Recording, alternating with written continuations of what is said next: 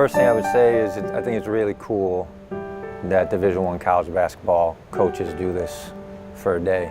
I know Coach Drew was one of the first guys to ever sign up for this. I worked at Gonzaga before I worked at Baylor, and Mark Few and the whole staff wore the blue pin. If you look at TV all day long, you see a bunch of guys that do what I do and love what I love, supporting something that's extremely important. It's impacted my life a lot. My son, 4 years old, has autism, so he was diagnosed with autism when we first got here the first year, so it's impacted us a lot because it not only affects him, but it's affecting my younger son that's 3 years old, 15 months younger than him. Autism has affected my family in a lot of ways.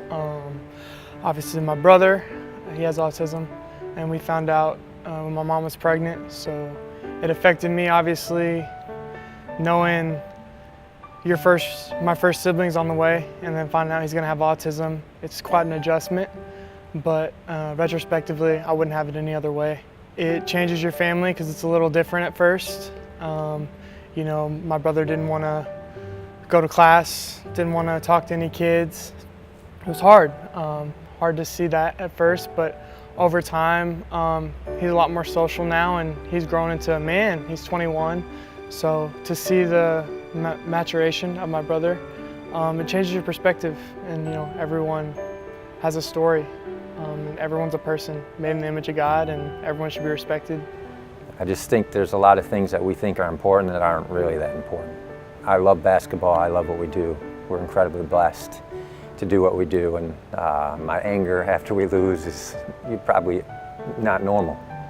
And when you see what my wife is going through and my son is going through, people who have to deal with this on a full-time basis, it just takes something like basketball and it puts it in perspective. This is much more important, and my family, my son is much more important.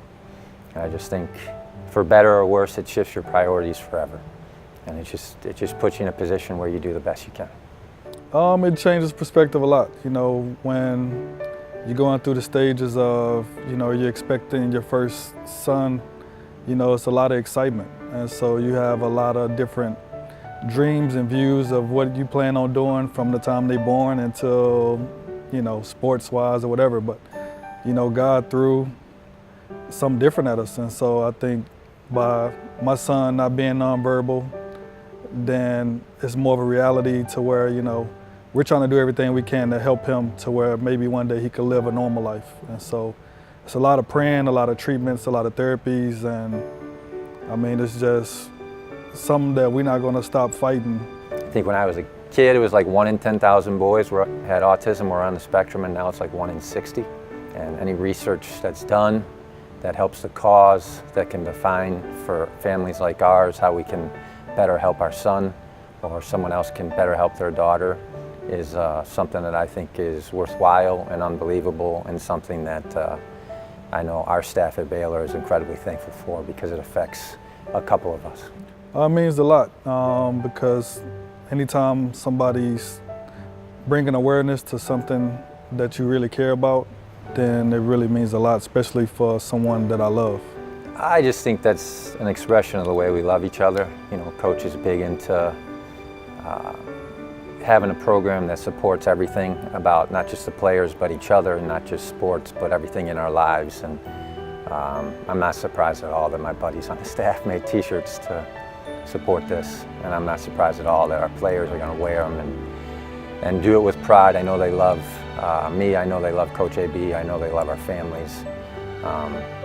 So really this is just something I'm not surprised about, but I'm really happy about.